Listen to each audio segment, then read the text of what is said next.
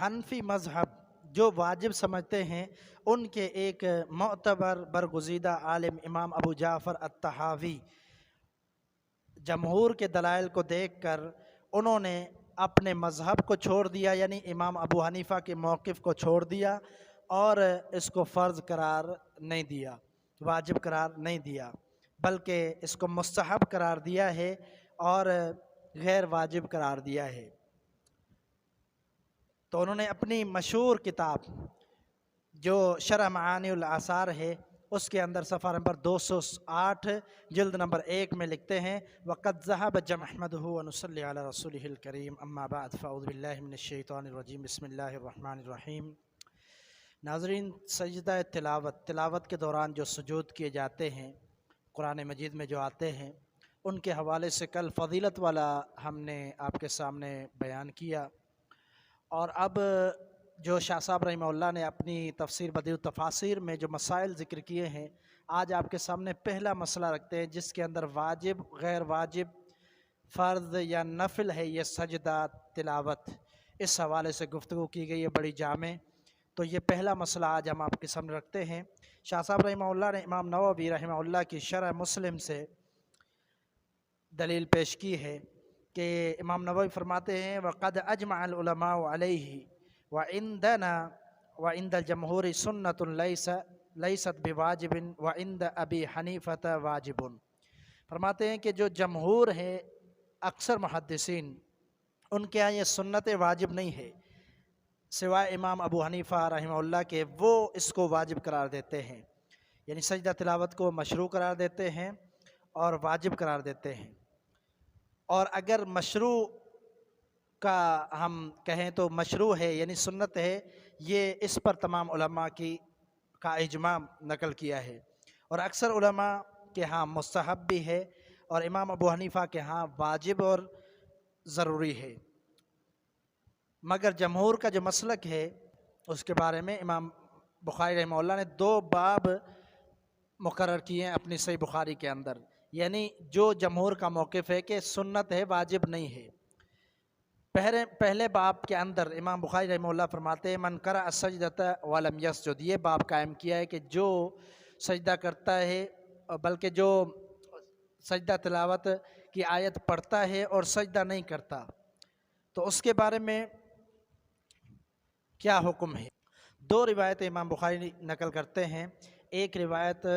زید بن ثابت ہے، دونوں کے اندر راوی جو ہیں وہ زید بن ثابت ہیں، اور ان کے اندر کیا ہے کہ انہوں نے نبی صلی اللہ علیہ وسلم کے سامنے سورۃ نجم تلاوت کی اور آپ صلی اللہ علیہ وسلم نے سجدہ نہیں کیا،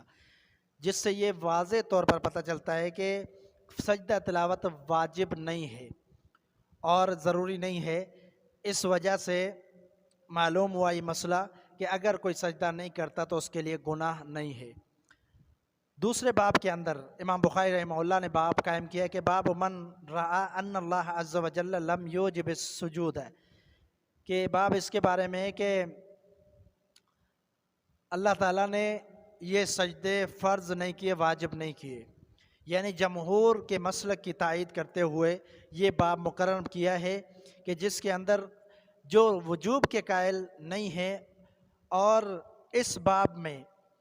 پہلے سلف کے آثار کو نقل کیا ہے امام بخاری نے، اور پھر وہ آثار ترتیب کے ساتھ ذکر کیے ہیں، ان میں سے ہم جو ہے آپ کے سامنے اردو ترجمہ بیان کر دیتے ہیں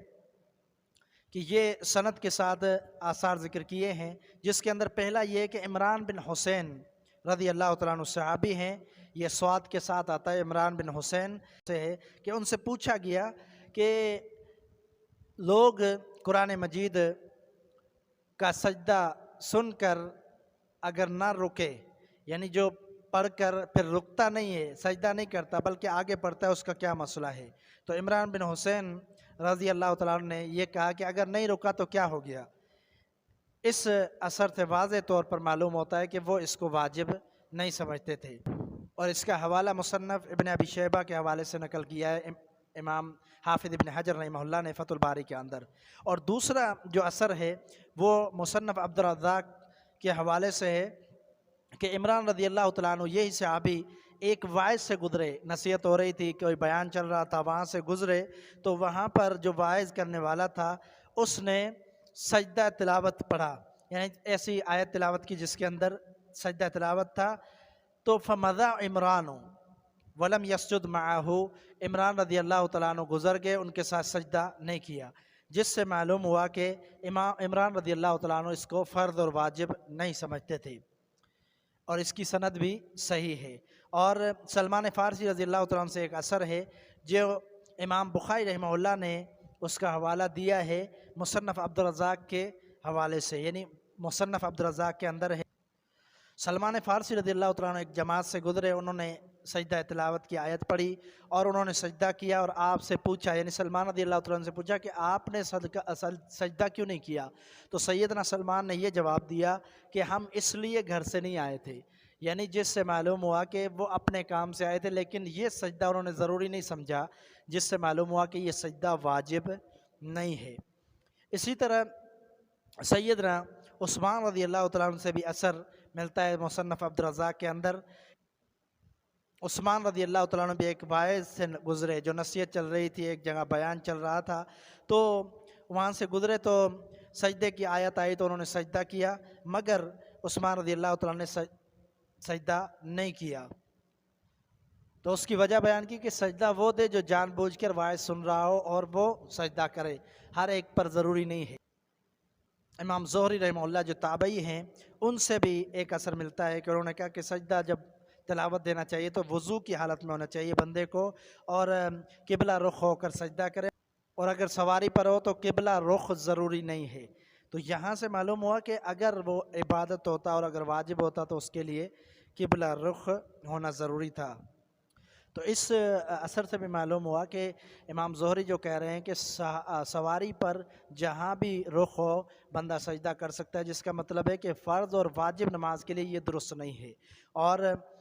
سجدہ جو ہے قبلے کی رخ کرنا ہے اگر فرض اور واجب، اور سواری پر فرض واجب نماز نہیں پڑھی جا سکتی بلکہ اتر کر پڑھنی ہے۔ اسی کو حافظ ابن حجر رحمہ اللہ نے اس قول پر نیچے جو ہے شرح کی کہ خوف اور خطرے کے علاوہ واجب یا فرض سواری پر پڑھنا درست نہیں ہے، اس وجہ سے ثابت ہوا کہ سجدہ تلاوت بھی نفل ہے، اور صائب بن یزید رحمہ اللہ بھی جب واعظ سے سجدے کی آیت سنتے تو سجدہ نہیں کرتے تھے۔ تو یہ صحابہ کے حوالے بھی آپ نے سنے، سیدنا عمران بن حسین، سیدنا سلمان فارسی، اسی طرح سیدنا زید بن ثابت، اور ابھی جو ہے سیدنا صائب بن یزید، صحابہ اور تابعین کے بھی آپ نے قول سنے کہ وہ فرض اور واجب قرار نہیں دیتے تھے سجدہ تلاوت کو۔ تو شاہ صاحب رحمہ اللہ نے یہاں پر ناظرین کے لیے جو اہم باتیں اور ایک خلاصہ نقل کیا وہ یہ ہے کہ سلف کے قول اور عمل سے ظاہر ہوتا ہے کہ سجدہ تلاوت واجب نہیں ہے، اور ان کا جو عمل ہے سجدہ نہ دینا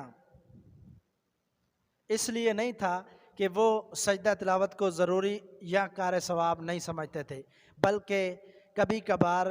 ان کا ترک کر دینا، سجدہ نہ کرنا، یہ اس بات کی طرف نشاندہی ہے کہ یہ فرض اور واجب نہیں ہے، اور اگر مستحب اور افضل کی طرف آتے ہیں تو اس پر کوئی اختلاف نہیں ہے، ہر ایک مستحب بھی سمجھتا ہے اور افضل بھی سمجھتا ہے، اور حدیث کے اندر ان کی ترغیب بھی آئی ہے،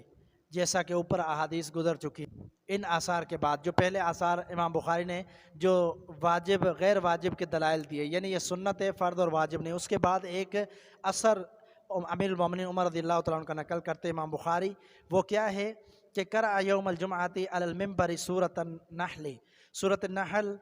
امیر المومنین نے ممبر پر کھڑے ہو کر جب تلاوت کی جمعے کے دن، تو انہوں نے یہ عمل کیا کہ ممبر سے اترے اور سجدہ کیا، لوگوں نے بھی سجدہ کیا، اور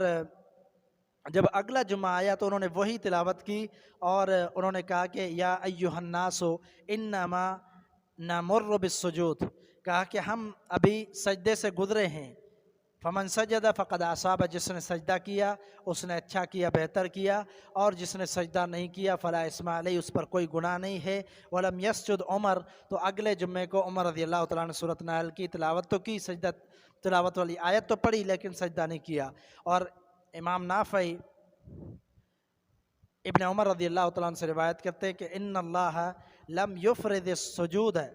अल्लाह ताला ने फ़र्ज़ नहीं किया सजदे को इल्ला अन यशाअ, मगर जो चाहे, यानी जो चाहे पढ़ सकता है, लेकिन अल्लाह ने इसको फ़र्ज़ करार नहीं दिया। तो हनफी मज़हब जो वाजिब समझते हैं, उनके एक मोतबर बरगुज़ीदा आलिम इमाम अबू जाफ़र अत्तहावी जमहूर के दलाइल को देखकर उन्होंने अपने मज़हब को छोड़ दिया, यानी इमाम अबू हनीफ़ा के मौक़िफ़ को छोड़ दिया और इसको फ़र्ज़ करार नहीं दिया, वाजिब करार नहीं दिया, बल्कि इसको मुस्तहब करार दिया है और गैर वाजिब करार दिया है। तो उन्होंने अपनी मशहूर किताब जो शरह मानिउल आसार है, उसके अंदर सफ़ा नंबर 208 जिल्द नंबर 1 में लिखते हैं, वक़द ज़हब जमाअतुम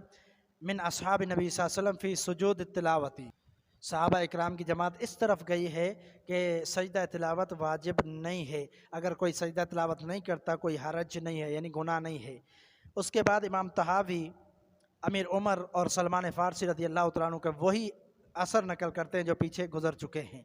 और इसके साथ साथ इमाम तहावी रहमहुल्लाह अब्दुल्लाह बिन ज़ुबैर रज़ी अल्लाह तआला अन्हु का भी एक असर नकल करते हैं। उनका असर नकल करने के बाद ये तबसरा करते हैं, सहाबा इकराम सजदा तिलावत को वाजिब नहीं समझते थे। तो हमारी नज़र में भी सही इसी तरह है,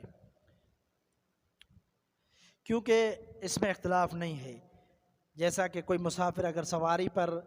सजदा तिलावत पढ़ता है तो सजदा कर ले, उसके लिए ज़रूरी नहीं है कि नीचे उतर कर सजदा करे, यानी किबला रुख भी होना ज़रूरी नहीं है। इससे मालूम हुआ कि ये फ़र्द वाजिब नहीं है, बल्कि अगर फ़र्ज़ होता तो नीचे उतरने का हुक्म होता और सवारी से उतर कर वो सजदा तिलावत करता, और सवारी से उतरने का हुक्म क्यों नहीं है? इसलिए कि नफली नमाज सवारी पर पढ़ना दुरुस्त है। तो ये इनके बहुत बड़े अहनाफ के आलिम बरगुज़ीदा आलिम मोतबर आलिम अबू जाफ़र अत्तहावी रहिमहुल्लाह उन्होंने जमहूर के मौक़िफ़ को इख्तियार किया है दलाइल की रोशनी में। तो ये एक ही मसला हमने आज बयान किया कि सजदा तिलावत फ़र्ज़ है, वाजिब है, या वाजिब नहीं है बल्कि सुन्नत है। तो अल्लाह ताला से दुआ है कि अल्लाह ताला हक़ सच समझने की तौफ़ीक़ अता फ़रमाए। वमा तौफ़ीक़ इल्ला बिल्लाह।